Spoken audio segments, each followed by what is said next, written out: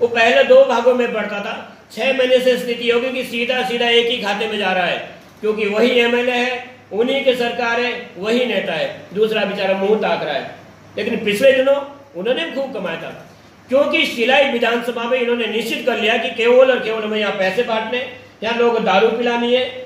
और मैं सच बताऊं, लोगों को क्या कहते हैं, शिलाई के लोगों को बाहर हो जाते हैं, इतने गंदे तरीके से हम लोग वहाँ इस लैंग्वेज में बात करते हैं, क्योंकि उन्हें पता ही है एक बोतल में बिकने वाले हैं, या ये तो एक मीट के उसमें बिकने वाले लोग हैं। भैया विकास की बात करो, विकास के लिए हमेशा आपके साथ। नेशनल हाईवे 707 में गांगटोली के पास अब एक लड़का मरा है, पोस्टमार्टम यहाँ पर हो नहीं रहा था, जाना पड़ा, तब जाके पोस्टमार्टम करवाया, और उसके बाद घर गए तो देखा कि जहां बंदे की लाश रखी थी उसके सामने ही मंत्री महोदय का फोटो लगा हुआ था बाहर, चुनाव के दौरान वाला।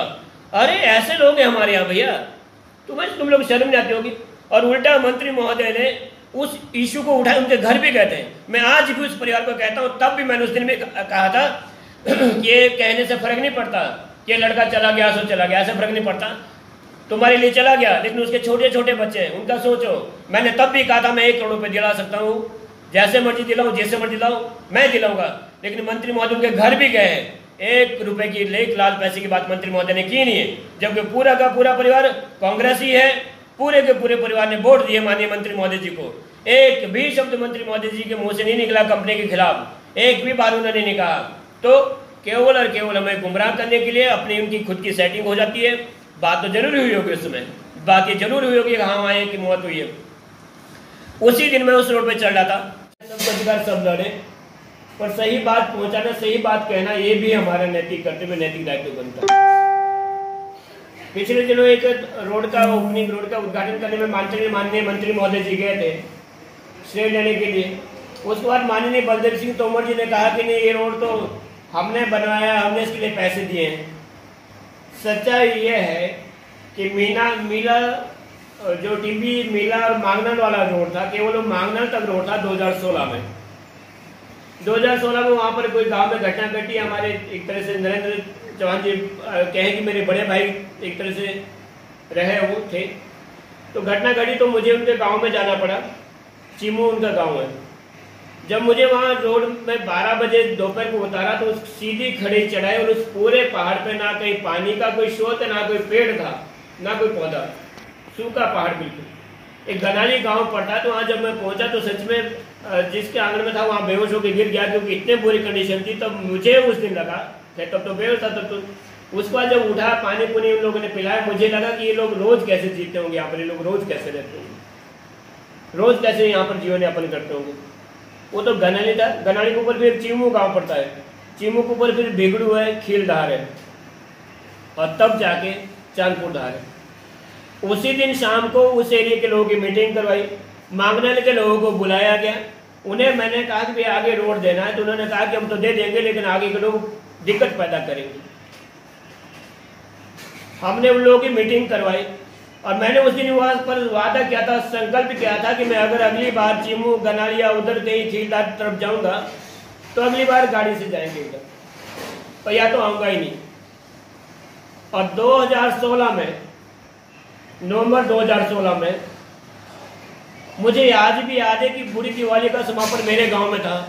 माननीय बलदेव सिंह तोमर जी चीफ गेस्ट के रूप में मेरे गांव में आए थे और मैं उस दिन चीमू में गाड़ी लेकर चीमू में गया था। बकायदा एकल विद्यालय का कार्यक्रम भी वहां करवाया था, उसके सैकड़ों लोग इस बात के गवाह हैं।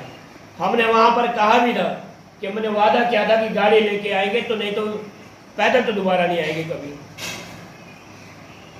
वहां के लोगों को कैसे मना, और ये भी उसी दिन हमने कहा खीलधार और उसके ऊपर जो बिगड़ू जो गांव पड़ता उनको भी उसी दिन हमने कहा कि ये रोड टूरिज्म के तहत हम इसमें टूरिज्म इसमें डलवाएंगे, क्योंकि हमारा केवल और केवल एक मात्र इशू था कि चांदपुर धार को डेवलप करना। वहाँ के लोगों को, जो लोग आज लोगों को सुविधा मिले और चांदपुर धार इतना डेवलप हो। अभी आप सबके सामने शिमला में कितना बड़ा इशू बना रहा, टैक्सी यूनियन का, तमाम सारे यूनियन का। अगर चांदपुर धार को डेवलप किया गया होता, आज मंत्री महोदय जी जो वहाँ फीता काटने जा रहे हैं, अगर उनके पिताजी ने उस समय में फीता काट दिया होता वहाँ पर जब काटना चाहिए था, तो आज शिमला की जगह चांदपुर धार डेवलप होता और आज शिमला के लोग चांदपुर धार में काम कर रहे होते।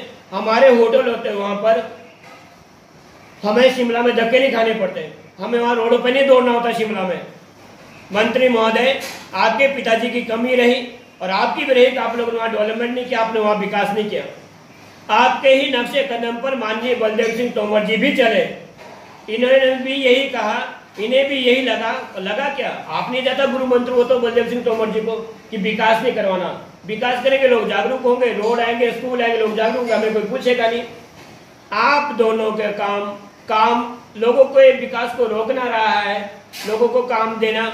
मैं आज खुले ओपन चैलेंज कर रहा हूँ, आप मीडिया बंधु सभी लोग भी कभी अगर आप भी उस एरिया में जाएं, आप किसी को पूछे इस रोड को जो 8 किलोमीटर और 400 मीटर रोड है, इसको बनाने में किसका योगदान रहा है। अगर वो कहेंगे कि नाथुराम जी यहाँ पर आए नहीं, उन्होंने कोई मीटिंग नहीं की, बाकायदा लोटा नमक करवाया हमने उन समय लोगों से, वोट के लिए नहीं कि नाथुराम को वोट दो, इसलिए करवाया कि जब इसमें बजट आएगा, पैसा आएगा तो उसमें आप लोग काम को रोकोगे नहीं। और लोगों ने कहा बिल्कुल हम काम को नहीं रोकेंगे। ऐसा ना केवल एक इश्यू, इस तरह को और भी बहुत सारे इश्यू शिलाई विधानसभा में जो ये भारतीय जनता पार्टी और कांग्रेस वाले बीच में अड़ंगा डाल के काम को रुकवाते हैं।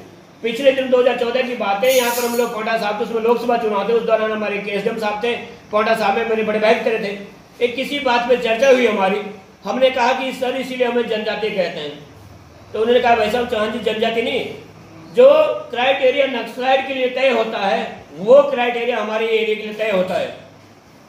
ये सोचने समझ